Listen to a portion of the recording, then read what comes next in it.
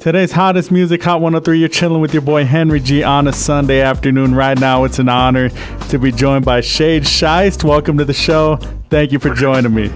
Oh, man, it's a pleasure. What's good with you, dog? Chilling, man. One of the biggest songs, West Coast, was Where I Wanna Be, man. Go ahead, first of all, and give us a story. Let us know how that song came together and what it's meant to you.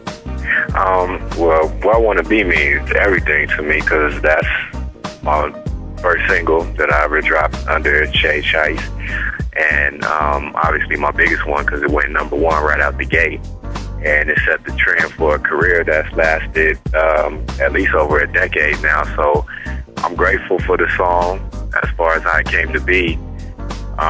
It was just a brainchild of me and demise. We were working on a compilation at the time, a project trying to get both of our names out in these streets.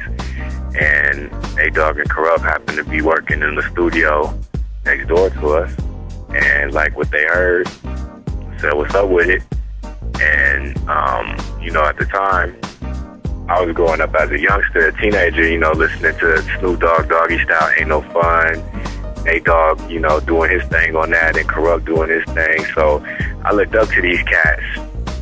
And so it was an honor to even have them considering wanting to be on a project or a song with us.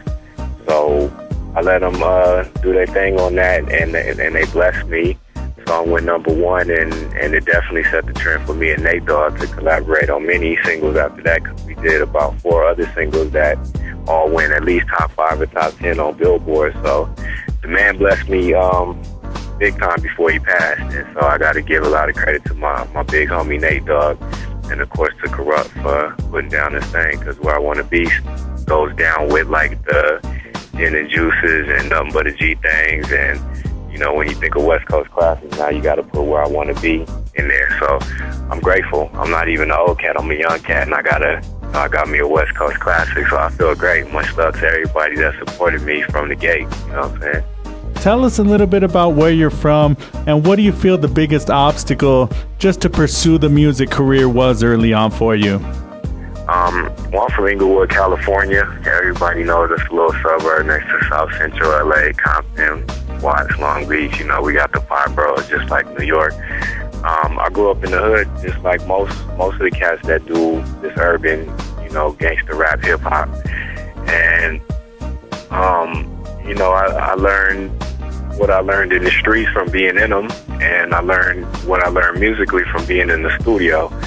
So I pretty much got the best of both worlds, and I'm glad that music pretty much saved my life for me getting encapsulated in the streets and doing, stuff that I knew I shouldn't have been doing. So some of the biggest obstacles that I faced in doing music is just that if you don't have connections or if you don't know anybody, it's going to be very difficult to get yourself into the game as far as the mainstream world. And that was one of the obstacles that I faced early on, is that I didn't know anybody. And since I was nobody's relative, trying to find your way into the game is not like just picking up the phone and calling someone and saying, hey, let me in. You got to really grind it out and work hard. But there's a difference in the game now than there was when I was coming up in the 90s.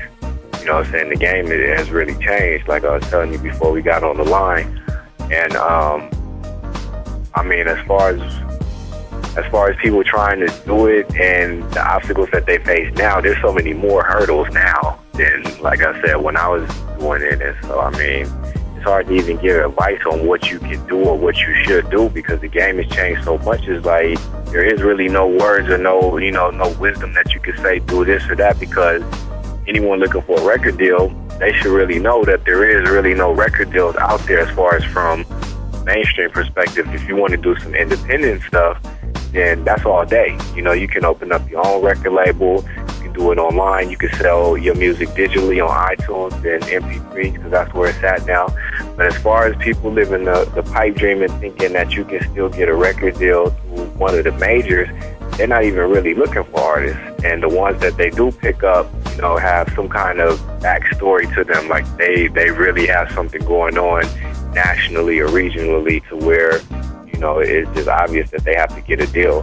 But other than that, it's not like the 90s or the early 2000s when you could really just be a dope artist and get a record deal because you were dope, like I did, like several times over, because I got seven major record label deals, and I only dropped, three major albums. So that just goes to show you the game is really twisted, but I don't discourage anyone from wanting to still be in the game, because, I mean, we need all the talent that we can get. But at the same time, we need to take control of our own destinies and not worry about, letting the majors control us and control our money.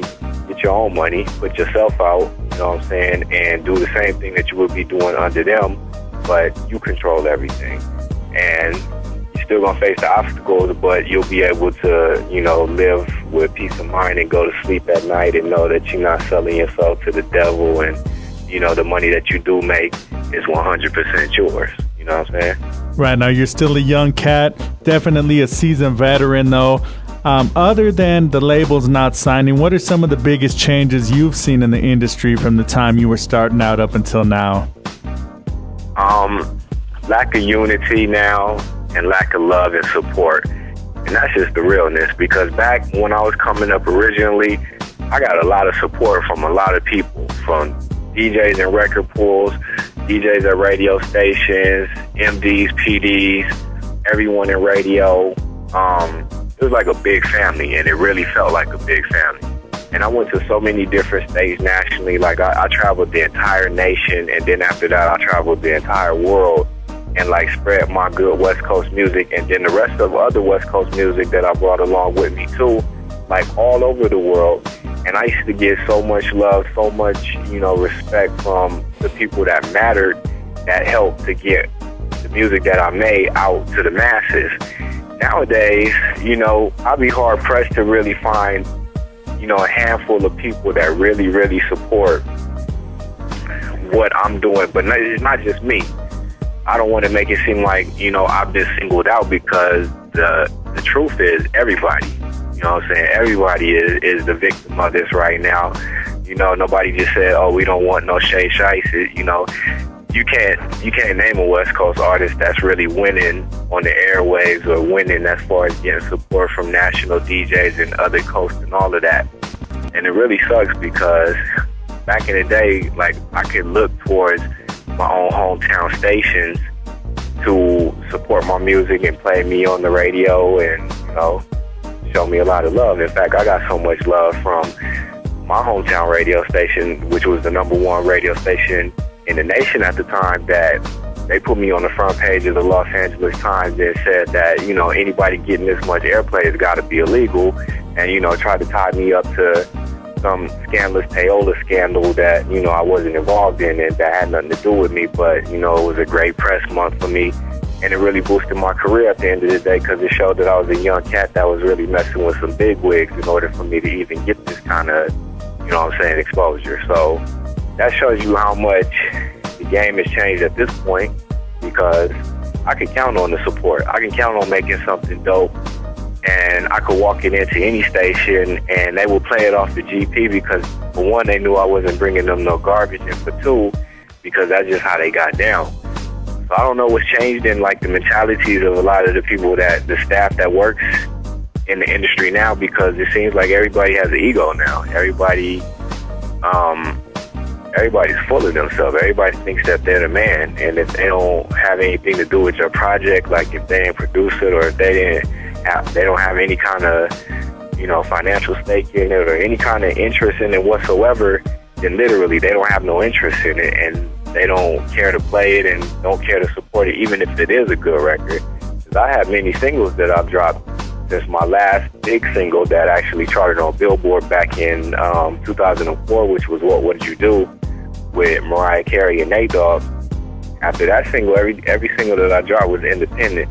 And I only got so much love on those independent records simply because I was treated as though me going to independent was like a punishment, like that was a bad thing, like, because I was mainstream, and now that I'm doing independent, I'm not the same artist, or I'm not the same classification or whatever, so now you have to treat me different because I'm indie.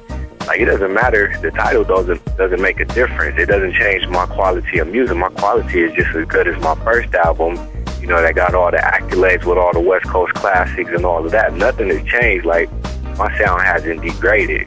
I'm fully aware of what I do on my craft, and I strive to always give the best music, and I don't just like drop stuff all over the place every week, every month, mixtapes here and there. Like, I don't even do mixtapes. I don't waste my verses on doing stuff like mixtapes or whatever. I drop quality albums, and I drop them every few years for the sake of being able to know that I'm giving you something quality. I'm not just dropping something because I want to drop the album every year. You know what I'm saying? That's not how I do. But when you can't get support from your own, I mean, I can understand if I don't get love from the East Coast and down South, because you know how that goes. But if I can't even get love from the West Coast, as far as radio stations and DJs over here, then you know there's something that's seriously wrong. And when our own hometown station has a West Coast Wednesday, and we are the West Coast, that's garbage. You know what I'm saying? That shows you how far we've downgraded to where a West Coast station has a West Coast Wednesday. We should have an East Coast Wednesday or a down South Wednesday, you know what I'm saying, or something like that. There should be no reason why we have a West Coast Wednesday when we are the West Coast. Like, how retarded is that? Like, straight up. Let me tell you, man, I'm from the Bay Area. I came up during the height of West Coast hip-hop. I remember being able to turn on KMEL, Wild 94.9, hear the Loonies, Too Short, E40, Richie Rich, you know, Snoop Dogg, Dr. Dre, Shade Sheist at any given time. What do you feel like ultimately led to the demise of West Coast hip-hop? Man, idiots in the higher power position, straight up. I ain't gonna lie to you. I'm not gonna sugarcoat it. Idiots in the higher positions. You know what I'm saying? At these record labels, they hired idiots as A&Rs. I worked with a lot of them, and they know that they're idiots. You know what I'm saying? That's why they don't have those jobs anymore. And then at radio stations, same thing. A bunch of hiring of idiots as far as in the MDs and PDs departments. People that come from genres of stations that don't have anything to do with urban, you know what I'm saying? Like, they program rock stations or country music or anything top 40, you know what I'm saying? And then they come and are asked to program a urban station. Like, they really know what they're doing. They turn the station into whatever it was that they came from, and that's no good. Like, that doesn't do anything for our genre of music or for the station.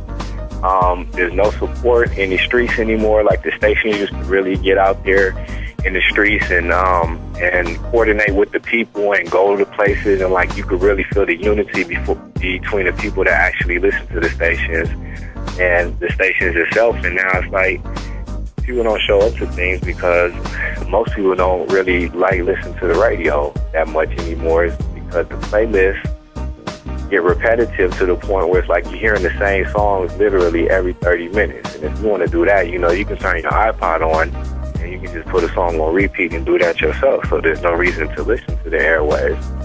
So it's like so many different things that I can like pinpoint. We'll be here all night, like, talking about it, though. There's like so many different things. There's the radio aspect of it. There's the record label aspect of it. There's the fact that artists got lazy after so many years of being successful that they felt like they can just say whatever they want to say and put out whatever they want to put out, and, you know, it didn't matter because they said, you know, the fans are so loyal, this is gonna buy whatever.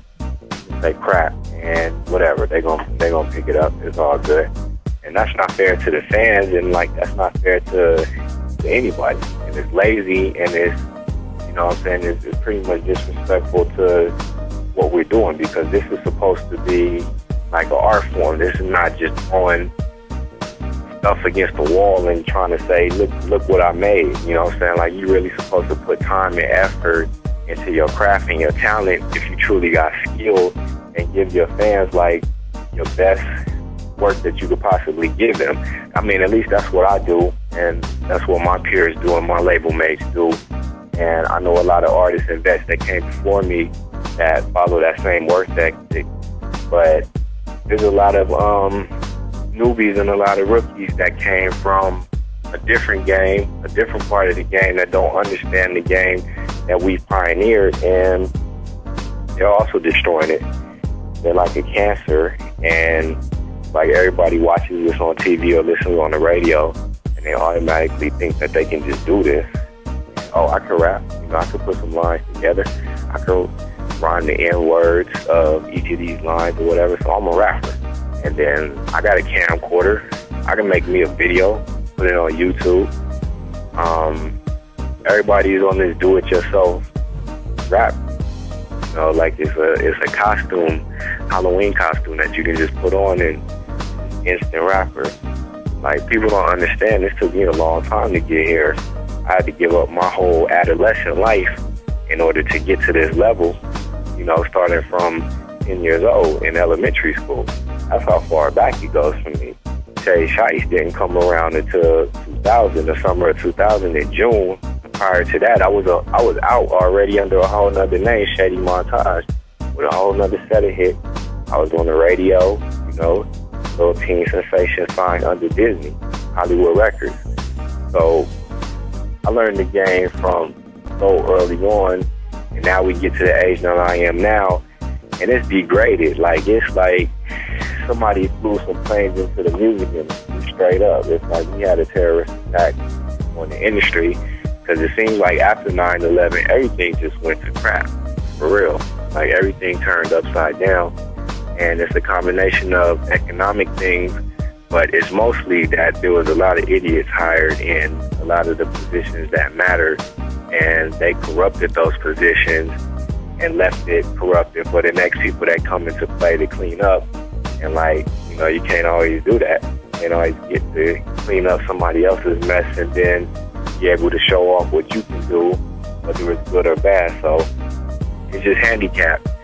And it's like, if you don't cure the problem, you can't get a resolution. And we've never got anywhere near treating the problem or fixing or making any resolutions. It's like we just keep carrying on like none of this stuff is happening, and think that we're just going to ignore it until it like self-heals. But it can't self-heal. We got to really make this official and make this happen. We got to show support. We got to show unity. We got to get back together and like mess with each other again. If everybody is so egotistical and is like, oh, I'm the man, I don't need to mess with nobody, then, I mean, everybody's going to be so separate and segregated that nobody's going to mess with nothing. Nobody's going to come to support nothing. So it's like, there's no point to even do this at all. You know what I'm saying?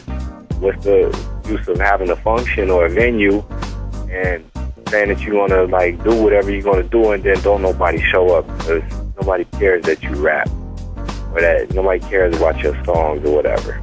Like, how can you be successful like that? And that's the type of game that we're in now. It's like people don't support no more. People used to show up in flocks.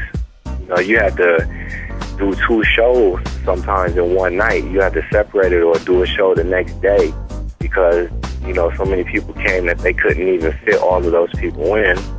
But now promoters, you know, they on some sneaky, you know, talking about artists is showing up to shows that they're not even aware of. Like, it's become a whole, how much money can I get real fast, because the industry is drying up so much. Everybody's trying to just grab some dollars before it sinks all the way into the black hole that it's sinking into.